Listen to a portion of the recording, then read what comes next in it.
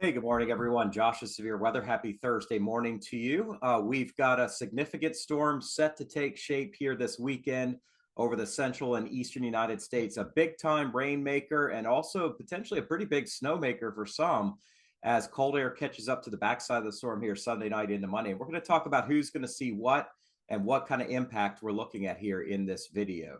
Here's our major threat for our storm this weekend. It will be pretty major, the fact that it's going to strengthen pretty quickly as it's exiting to the stage right here Sunday night into Monday. And as it does that, we're going to crank up some pretty heavy snow for portions of the Northeast, as well as portions of Quebec and Eastern Canada. But maybe the bigger impact is going to be the amount of rain we have with it, the amount of warming we have with it, and the amount of wind gusts that we could see over a few hours here for coastal portions of New England and Atlantic Canada. That could lead to significant power outages and travel delays for those of you that are trying to get places early in the week, next week, Monday morning, potentially. The severe weather threat with this system is still there. It's shrunk a little bit due to the orientation of our trough. Basically, instead of having a northern and southern branch feature phasing together into one big storm like it looked like might happen, we have two different pieces coming through, but there's still quite a bit of moisture coming out of the Gulf and a strengthening jet stream aloft. And that's going to lead to some severe weather across portions of the deep south here, especially on Saturday, maybe into Saturday night, transitioning into kind of a skinnier squall line with gusty winds and very heavy rain that tracks slowly east Sunday from Florida all the way up the eastern seaboard. Heading into late Sunday night and Monday into portions of the Northeast. So, a very dynamic storm system expected. You're going to run into some issues with this. The certainty level is starting to increase after what I thought was going to be a certain system here a few days ago, farther north and west. Certainly hasn't turned out that way, but we're starting to see now pretty good agreement on this storm track. So here's a current look at our water vapor imagery, and I'm going to kind of show you where our features are here. Let me grab my pen for you guys here. It never just pops straight up. It takes me a few seconds to get going.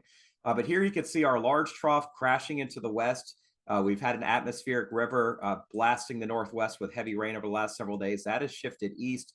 And here's kind of how our trough is shaped now. So you can see kind of one piece of energy off the Washington coastline. The next piece has kind of dug down into the southwestern US. And the two were expected to phase in here. That's no longer expected. Now we're going to see kind of this northern branch feature head this direction. It's going to bring some wintry weather to the north central US into the prairies of Canada, but it's not going to merge with the southern feature. That is going to take a dive more down in this direction. And because of that, the two systems don't quite get together the way they look like they might. Doesn't mean we're not going to have problems. It just means our storm system is going to be a little bit differently behaved than maybe it looked like a couple days ago from those of you that were watching Monday and Tuesday. That happens in our business. Till the storm moves into the picture here, we can still see changes on timing and shape. So as a result, instead of a negatively tilted trough that brings a huge system up this direction, we have kind of a positively tilted. When I say positive, there's more of a northeasterly lean. It's positive, and eventually it swings around and becomes negative as our trough moves in this direction. What that does is it allows colder air to come in on the backside of our storm and catch up to the moisture. But it's not going to happen until it gets up into this area. So rather than being a big storm here, that's not our solution anymore. Now we see it being more of a big storm up in here, and maybe even more just for New York State, north central PA up into the St. Lawrence Valley. But with that, we still see quite a bit of moisture that's going to feed up the East Coast here. A lot of rain coming on Sunday. If you have outdoor festivals, winter events, whatever's going on Sunday on the East Coast, count on those being washed out. I do think that's going to be the case. And then Sunday night and Monday, that transitions northeastward into this area. So as the warm air surges up the coast, the wind cranks up, and we see quite a bit of moisture moving up. So another rainy end to the weekend, beginning of next week in New England. You just can't really catch a break in this part of the country. It's just been very wet here since the summer. Now, before that all happens, we do have kind of a leading short wave that's going to bring some snowfall into the Northeast today. That is originating around the Georgian Bay and in Northwest or Northeast Ontario. And that's going to spread some moisture here. You see 8 a.m. this morning, we are going to see a light amount of snow moving southeast. Not really a clipper, but kind of a piece of energy that dives southeast and brings some of that snow here into north central PA, central New York, eastern Ontario. As the day wears on, we could see that snow getting all the way down to Reading, Allentown, maybe even Philadelphia here by about lunchtime today. But at that point, we're starting to lose the punch. As we get into this afternoon, we'll see that snow is going to fizzle here and amounts are going to be pretty paltry. We'll still see maybe a little bit of snow, though, up across the capital region around Albany and just west of Albany on the thruway here this afternoon. This is what 4 o'clock looks like. And then 5, 6, 7 o'clock, we still see a bit of snow pushing through this area here. The warm air does try to make it in off the lake and change it to rain right on the lake shore. This is 11 o'clock tonight. And then after midnight tonight, we just see a weak band of light snow affecting the Tug Hill Plateau, continuing till about this time tomorrow morning, about 7 a.m. Eastern time. After that, it looks pretty quiet in the Northeast for Friday. Friday night, Saturday, we may see some spotty, patchy rain, a little bit of freezing drizzle up through Quebec as that warmer air, that shallow moisture finds its way in from the south and west. But really, our next system is going to be moving in on Sunday. Here's what we're looking at snow-wise. This is kind of a mix of the Kushera and the 10-to-1 ratio here. This is from the NAM model, and you can see snowfall totals here through about midnight could get up close to an inch, maybe even locally 2 inches here off the Tug Hill and off of Lake Ontario, some enhancement. And in Ontario itself, 1 to 2 inches, maybe locally 3, so about 50 millimeters of snow possibly here north of Peterborough. Toronto seeing lower amounts. And of course, with the lake influence here, with that warmer air starting to move in, we're going to see lighter amounts around Buffalo and Rochester, typically less than an inch. But over portions of Pennsylvania, and let me move that along for you guys here, we're probably going to see this stopping short of Philadelphia, but it may get into the northeastern extension of the turnpike here. Small amounts possible. Reading, Lancaster, Harrisburg, even State College could see just a small dusting of snow here. Not a lot, but enough to start to pad the totals for this season. I'm saying that kind of jokingly because, oh man, it's just been kind of lame as far as winter the last couple of years. I was reading State College. A friend of mine used to work. I lived in State College for a long time, but a friend of mine moved away and the totals kind of got cut in half. Saw about 20 inches of snow last winter, but it wasn't all at once. It was just little storm after little storm. And that's kind of what we're looking at here. So anyway, enough of that. Let's take a look at the upper level pattern from Tropical Tidbits. And you'll see our big ridge of high pressure is going to be moving and transitioning east Friday and Saturday, allowing us to warm up on the East Coast after this morning, which is pretty chilly out there. Here's our next system, and you can see there's kind of 2 pieces of energy, one swinging through Minnesota and Iowa.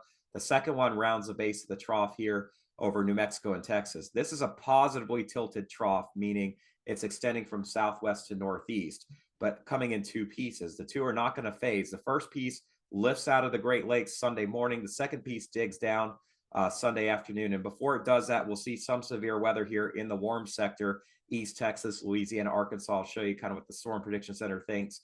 And then it does eventually go negative, but it takes until very late in the storm stage by the time it gets over Canada and already gets kicked out by our next one. So these aren't going to link up, but it is going to be a substantial storm. We see moisture being drawn up the East Coast. We see a huge ridge here over Atlantic Canada get wiped out very quickly by this trough. And then high pressure builds back in next week. So we are going to watch the Southwest and Texas for building moisture. We could see some mountain snow, maybe even a chilly rain over Texas later next week. But we're going to have a relatively quiet week. Once the storm kicks away to the east, we'll see high pressure building into the northwest, lower pressures down across California and the southwest, a more typical kind of El Nino look here in that the southern stream is going to be more active than the northern stream. So that's what we're looking at the upper levels. Here's a look at the European model here just over the next few days. Our first storm tracks into Minnesota, the Dakotas, and the prairies. We'll see some snow with it, heavy mountain snow in the Colorado Rockies, light to moderate snow over Montana, North Dakota, Manitoba, southeastern Saskatchewan, and eventually northern Minnesota here on Friday. But, you know, believe it or not, this is going to just look nothing like it did a few days ago.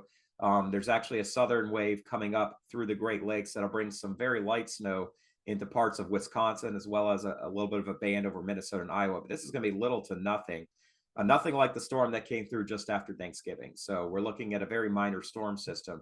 But what will happen is we're going to see a crash in temperatures on Saturday across Texas and Oklahoma. A little bit of light snow may fall over the panhandles here, but not going to be much. The bigger issue is going to be what comes out of this here with potentially strong storms Saturday afternoon, Saturday night, and then heavy rain on Sunday. And as the second piece of the trough swings through, low pressure is going to form and move northeast right up the spine of the Appalachians. And as cold air rushes in behind it, this rain is going to quickly shift over to snow Sunday afternoon into Sunday night over interior parts of the Northeast. Will it get to the big cities? In my opinion, it could, but I think most of our accumulation stays off to the north and west of 95. And this is going to be mainly an elevational snowstorm at this point. We could see a little bit of hail. This is not really going to be on Friday, but more so after midnight Friday night. So technically Saturday morning, but we could see a little hail in the Arklatex region. The bigger threat for severe weather is going to come on Saturday. And the tornado risk out of this is not super high. It's going to be more of a damaging wind risk, maybe a little bit of hail as well around Little Rock and Memphis. But most of our damaging wind should occur in the afternoon and early evening over the Mississippi Delta region, down through the Arklatex, and all the way down to maybe the Houston and Beaumont areas here. This is not looking like as significant an outbreak of severe weather as maybe it did a few days ago, but there will be significant rain and some lines of storms that we do need to watch. And the NAM model does start to pick up on this here as we get into early in the day on Saturday. A skinny line of showers and storms moving through Arkansas. This is going to be 1 a.m. Central Time on Saturday. It's after most of you go to bed. And then as we get into the overnight hours, doesn't look super impressive, but we start to see some storms firing up here across Louisiana. And this would be around lunchtime on Saturday. So the NAM says, color me unimpressed with this. There is moisture return, but the instability is just not quite high enough to get us, widespread severe weather. So we may see a few storms firing up here, but we really have to wait until after lunchtime on Saturday to see much. Now, as we zoom into the Delta region here, we do see these storms starting to fire up here on Saturday morning. And there could be some nasty storms, even in the Ark-La-Miss area, well before lunchtime. As we get over to about lunchtime on Saturday, you'll start to see more action down in southern Mississippi. We may see some thunderstorms as well across the Birmingham area into northwest Georgia. But this model is going to get updated. Right now, it only runs through lunchtime Saturday. Most of our action is going to be after lunchtime on Saturday as that front drops south. And at that point, I think we're just talking about straight line winds. So not to kind of foo-foo what's going to happen, but it doesn't look like a big time outbreak of severe weather like it once did. So not to say that's great news, but it's better news. It's more encouraging. Now, taking a look at the NAM that goes out a little bit longer, this is not the high res. You can see that Saturday evening, we see this line moving through eastern Louisiana, northwest Mississippi, and then just kind of a skinny squall line, and it's kind of falling apart down closer to Baton Rouge and New Orleans. We may see storms along the central Gulf Coast overnight, Saturday night into early Sunday morning, but primarily just waves of showers and storms. Just your run-of-the-mill winter system here by Sunday. Farther to the north and east, the NAM says we're going to have some locally heavy rainfall moving through Kentucky and western Tennessee. That'll be mostly in the evening on Saturday. It's going to slow down, so a lot of rain coming Saturday night into Sunday morning, even up into Ohio, into parts of West Virginia. And I know I'm zoomed in here. I can't show every single state or we'd be here all day, but I'm going to kind of give you the best that I can. And then as we move on into the morning on Sunday, interestingly, we may start to see a few wet snowflakes on the backside as colder air starts catching up.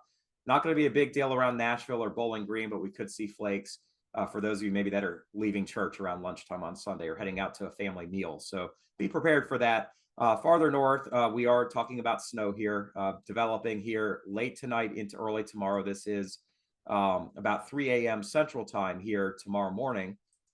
Low pressure deepens and tracks northward across Manitoba, and behind it, we are going to see some snow falling. That's going to push south and eastward as temperatures drop quickly here Friday into Friday night. And just a typical light winter snowfall here heading into Saturday morning over portions of Iowa, northern Minnesota, and northwestern Wisconsin. Not really a big deal. It'll get cold, but then we're going to see warming temperatures later on in the weekend, maybe a little bit more light snow and light rain over Montana for Sunday. Here's potential snowfall with this wave that comes through. Generally speaking, 2 to 3 inches of snow across the North Country, 1 to 2 inches over eastern North Dakota, and less than an inch over portions of Minnesota, Iowa, and South Dakota. We also see a little bit of snow over Wisconsin. Not that 16 inches the model was spitting out the other day, but enough to maybe accumulate on roadways here. Here's a view of the NAM model as well as we get into Saturday morning, and you'll see light rain moving from eastern Iowa, northeast Missouri, and western Illinois early in the day, Saturday, expanding northeastward, mainly staying north and west of Chicago. So this is primarily a dry front for us in Chicago. On the cold side of it, we are going to see light snow, maybe moderate snow across the UP on Saturday afternoon around lunchtime, maybe late morning moving into the afternoon hours. And then we'll see a little bit of lake effect behind it, but Most of Michigan misses out, most of Indiana misses out, most of Illinois misses out. So certainly not the blizzard that could have been as we get into the day Sunday. So if you're rooting for that, I apologize. I'm just going to do my best to show you all trends and how models are evolving here, because until we really get to about 48 hours or less to the event, the forecast fluctuates quite a bit. And we can certainly see that in a case like this. But snow amounts here from this system over the weekend are going to be pretty paltry.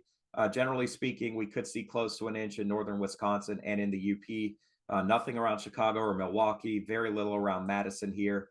And north and west of Madison towards Wausau, we could see a small amount of covering of snow here. But generally speaking, not a big snow at all for this area. Now, the southeast is going to see significant rain, some thunderstorms here. You see the waves of showers and storms here on the European. This is Saturday night, some locally heavy storms. And then this is going to spread eastward into Georgia, South Carolina, and North Carolina early in the day on Sunday. We'll see one wave of showers and storms moving through the eastern Carolinas morning to midday Sunday. The second wave with the front will produce some pretty heavy rain and locally gusty winds over the Florida Panhandle during the day Sunday, in the morning in Atlanta, afternoon around Augusta, towards the late afternoon around Columbia. And we will see this front swinging through. This is 7 o'clock Eastern time on Sunday. Pretty heavy rain over the Florida Peninsula, the northern portion, pretty heavy over the low country of South Carolina and Georgia here, and significant rain as we spread up into the mid-Atlantic region, eastern Carolinas. Could be a very wet night here Sunday night over eastern North Carolina and Virginia. Farther south across Florida, I don't think our severe weather threat's going to end up materializing, although don't be surprised if there is a locally damaging wind gust somewhere here in central Florida early in the night on Sunday. But I think at that point, most of our support is shifting northward into the mid-Atlantic region, which I'll show you here. And we can see it's pretty much just a big rainmaker at this point. This is Sunday afternoon, and this is Sunday night. You can kind of see this line, which is kind of segmented here from New York State straight down to near Raleigh and Asheboro, North Carolina. You can see that bend here. That's the cold front. It's going to produce some very heavy rain over a few hours with it, and it's going to move eastward. But we're losing the potential for severe weather out of this. We may see strong wind, but we're kind of losing the thunderstorm portion of it. You can see that here. The lightning flashes start diminishing here on Sunday. We just don't have the support. And then everything is moving away on Monday as drier air moves in. Rain totals, generally speaking, around an inch or two, maybe locally 3 across a good chunk of the southeast here. Some places maybe get missed with the heaviest rain, but overall, this is going to be a beneficial rain for the region. We do need it. And I like seeing 1 inch amounts. I don't like seeing 4 or 5 inches. Looking at the mid-Atlantic, I kind of gave you a sneak peek of that here, but the European changes rain over to snow. The purple is kind of wet snow, maybe some heavy snow even. And you can see that sneaks all the way down into northern Virginia around 1 in the morning here on Monday, close to the district, close to Harrisburg. And then overnight, we see maybe a little bit of light snow on the back end here, even to about Philadelphia. But New York City, primarily just a big rainstorm at this point. Most of that snow is going to be along the Front Range and north and west across the Great Lakes region. And we'll see a little snow Monday morning in West Virginia, and then things wind down quickly as drier air moves in for Monday afternoon and Monday night. Here you can see our diminished lightning threat. This is Sunday afternoon. As we head into Sunday night, we could see some on the Delmarva on the mid-Atlantic coast, but New York City, not too likely to see lightning. Philly on northward, forget about it. It's just not going to happen here. Here's our rain totals from our storm, and you can see amounts do start coming up here in the mid-Atlantic and northeast. Generally speaking, we're going to see a couple of inches of rain in here, maybe up to 3 in some places. This is over a 48-hour time frame from Sunday into Monday, really late Saturday night into late Monday night. But we're definitely going to see significant rain. And then across the northeast, this is where the big changes happen here on Sunday afternoon. Changeover from rain to wet snow, and models disagree a little bit on this. So I'm going to show you snow totals rather than show you each individual model. But overall, they show this wave coming up and cold air rushing in behind it. And that rain changes over to snow here pretty quickly. And here's potential amounts from this system here. We see, generally speaking, 2 to 4 inches of snow, maybe locally 5 or 6. When you get down into Pennsylvania, West Virginia, as well as Western Maryland, amounts do come down to about an inch or so. So not a huge snowstorm, but one that'll be impactful, mainly because our temperatures are quickly dropping. Roads are going to ice up here early in the day on Monday, and that certainly could cause an issue. This is the European model. I'll show you the GFS. You can see a little bit less towards Philly and New York, a little bit more up into Canada, up into Vermont, New York State, maybe locally 6, 7 inches. And the Canadian's kind of a happy medium between the two, how appropriate. And higher amounts here in Western New York and in the Laurel Highlands, 3, 4 inches. Also 5, 6 inches here, possibly over portions of the Tug Hill. This will probably be a little bit too high. I don't think our ratios will be quite 10-1, but you can see we're pretty much missing out on the I-95 corridor. Just going to be pretty much rain, and then things wind down. Bigger challenge, I think, is going to be wind gusts. And here's the European. You can see winds do crank up a bit around the Great Lakes on Saturday, less than 50 miles per hour, typically speaking. Then we'll see some windy conditions on Sunday afternoon, Sunday night, both over the mountains and coastal sections. And as we get through late Sunday night, early Monday morning, that's when winds really ramp up as our front approaches here. Wind gusts could get up to 60 miles per hour if this model is correct. Here's a closer view here. This is the European. You can see winds cranking up to 50 to 60 miles per hour across the Maine seacoast, across southeast New England, and across Long Island, 40 to 50 around the 5 boroughs and across New Jersey. Bigger amounts across Atlantic Canada that I'll show you here. This is the European. It's not as strong as it was a couple of days ago, but the GFS is stronger, and it's showing gusts potentially getting up to 70 miles per hour Monday morning over eastern New England, including Maine, including New Brunswick, and southwestern Nova Scotia, 50 to 60 mile per hour across the mid-Atlantic coast and Long Island. Here's a look at kilometers per hour across Atlantic Canada, and we see amounts that may get over 100 kilometers per hour, locally up to 130 kilometers per hour over western Nova Scotia and southern New Brunswick. Lesser amounts over northern and eastern portions of these provinces, but even 125 kilometers per hour winds are possible Monday afternoon over Prince Edward Island before things wind down later Monday night. Here's what we're looking at snow-wise in Atlantic Canada. Pretty significant north of the St. Lawrence, 25 to 30 centimeters of snow. But when you get down into the Atlantic provinces, we see much less here as the warm air winds out. We could see most of that snow staying west of the Gaspé, just a little bit over northwestern New Brunswick, the majority of it over the ski areas of Quebec here, where 10 to 20 centimeters of snow is expected. And finally, let's look at temperatures, because we see very cold air in place tonight over New England, over Atlantic Canada, but that is going to give way to some milder temperatures as we head to the weekend. Here's where our front stacks up. We see temperatures overnight, Friday night into the 50s, all the way up towards Chicago and Indianapolis. We see that warming coming during the day. Saturday should be very nice over the southeast, low 80s in Florida, very nice. Warm and muggy across the Gulf Coast states, mid to upper 70s. Here comes our front crashing the party, though. And as we get to Sunday, the Eastern Carolinas are in the 70s, but the Western Carolinas drop off in the evening into the 30s. And we see that quick drop coming across the Northeast. Interestingly, it'll be warmer at night across New England on Sunday night than it will during the day, as temperatures slowly rise until that front comes through.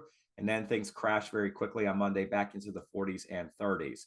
Much colder across the Carolinas Monday. We may not get out of the 40s in the afternoon around Raleigh. Even Wilmington may struggle to get past 50. And we see pretty chilly air all the way down into the middle of Florida, where temperatures Monday afternoon are struggling to reach the 60-degree mark. So I very much appreciate y'all's time today. Thank you for watching. Another video comes tomorrow morning. If you could subscribe to that, I very much appreciate that. But I just give all the glory to God, and he just allows me to do this every day. I want to encourage you all as a Christian man, just to realize that while the weather is going to change, and I said this yesterday, I'm going to say it again today, that every day is a gift from God. It's not promised, but God has given us this gift. James 1:17, I said it yesterday, I'm going to say it again today. Every good gift and every perfect gift is from above and cometh down from the Father of lights, with whom there is no variableness, neither shadow of turning. We all go through storms in our life. This can be a very difficult time of year, but there is hope that God has given us Jesus Christ. We celebrate his birthday on Christmas Day, but that is the best gift that God has given anybody, and you can choose to accept that gift. I didn't until I was 30 years old, but I'm so glad that I did, because I feel I need to share that good news with everybody else, that eternal life is there for us, those of us who choose to be Christians. If you don't choose to be a Christian, I am not going to judge you. Please know this is not a Bible beatdown by any stretch. I just want you all to know personally that I am blessed, and I count every blessing and don't take any day for granted. I don't take any person on here for granted. You all are a gift. You each can provide a gift to other people, whether or not you choose to believe in Jesus or choose to believe in God. But God has provided us everything we need to be successful on earth. We have a small amount of time to do that. But one day when that time is gone, you have the option to become, um, to be saved, to live eternally with God up at heaven with Jesus, or to not be saved. And I pray that you become saved if you haven't already. So I would love to pray for you no matter what you're going through, or pray over you or any situation in your family. But please know that I believe every single one of you has a purpose in life. Each one of you matters. And it took me almost 30 years to realize that I personally mattered, but I'm glad that I did because now I can share that with you all. So I hope you all have a great day here this Thursday, and we'll chat again tomorrow morning. God bless you. See you then.